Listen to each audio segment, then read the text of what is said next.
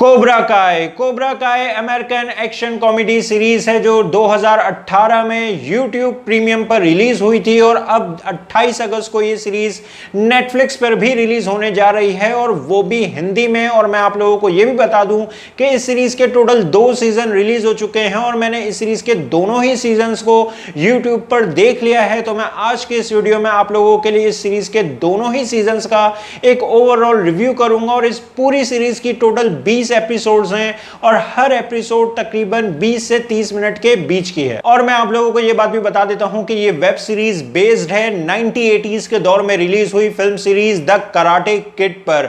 और यह बात जानकर जो एक सबसे बड़ा सवाल अब हमारे माइंड में आता है वो यही है कि क्या इस वेब सीरीज को देखने के लिए हमें 1980s के दौर में रिलीज हुई फिल्म सीरीज देखना जरूरी है या नहीं। तो मेरा जवाब है नहीं, क्योंकि मैंने भी वो फिल्म सीरीज नहीं देखी है। मैंने भी डायरेक्ट ही इस वेब सीरीज को देखना शुरू कर दिया था और यकीन करेंगे मुझे इस वेब सीरीज को समझने में और इससे कनेक्ट होने में थोड़ी भी प्रॉब्लम नहीं हुई। और मेरी इस बात से आप ये अंदाजा लगा सकते हैं कि इस सीरीज को इस तरह से बनाया गया है कि इस सीरीज को हर तरह की ऑडियंस आराम से देख सके। तो जैसा आप इस सीरीज के ट्रेलर में भी देख सकते हैं कि जॉनी जो अपनी लाइफ के बुरे वक्त से गुजर रहा है और 34 साल पहले हुए एक कराटे टूर्नामेंट में अपने सबसे बड़े दुश्मन डैनियल के हाथों मिली हार को अभी तक भुला नहीं पाया है। लेकिन जॉनी की लाइफ में एक ट्विस्ट उस वक्त आता है जब वो बच्चों को कराटे सिखाने के लिए कोब्रा काय डोजो फिर से ओपन करता है और तब उसका सामना होता है अपने सबसे बड़े दुश्मन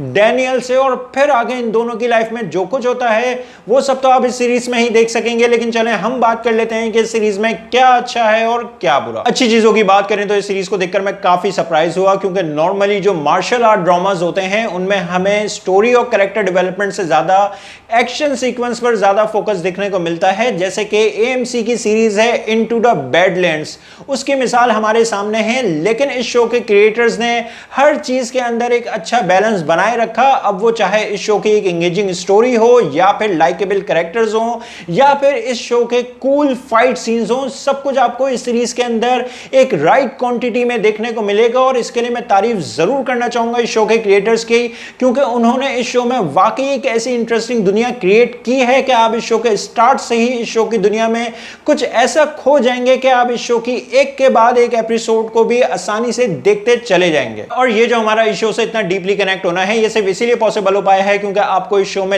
लाइकेबल कैरेक्टर्स देखने को मिलेंगे और जो उनके बीच के डायनेमिक्स हैं वो भी इंटरेस्टिंग हैं। खासतौर पर जो जॉनी और डैनियल के बीच एक खट्टी मीठी राइवलरी है वो इस शो की असल जान है। और उसी की वजह से आपका इन दोनों ही कैरेक्टर से एक ऐसा इमोशनल कनेक्शन बिल्ड हो जाएगा कि कभी आप इनकी हरकतों की वजह से इन्हें हेट करेंगे तो कभी आप इनकी हरकतों की वजह से इन्हें लाइक करेंगे। और इनके अलावा भी जो दूसरे कैरेक्टर्स हैं जैसे कि सैम, मिगेल, रॉबी, हॉक्स और डिमिट्री, इन कैरेक्टर्स को भी आप इस शो में काफी पसंद करेंगे। और जैसे जैसे ये सीरीज प्रोग्रेस करती चली जाएगी आपका इन कैरेक्टर से भी एक इमोशनल कनेक्शन बिल्ड हो जाएगा, जो कि एक बहुत अच्छी बात है। अब अगर मैं एक्टर्स की परफॉर्मेंसेस की बात करूं तो इस सीरीज में आपको ओवरऑल सभी एक्टर्स की काफी अच्छी परफॉर्मेंसेस देखने को मिलेंगी। और अगर अब मैं सीरीज के एक्शन सीक्वेंस, म्यूजिक और ओवरऑल प्रोडक्शन क्वालिटी की बात करूं तो इस सीरीज में आपको काफी अच्छा एक्शन देखने को मिलेगा, स्पेशली जो सीजन 1 के आखिर में फाइट है और जो सीजन 2 के आखिर में स्कूल के अंदर फाइट है वो तो बहुत ही जबरदस्त है।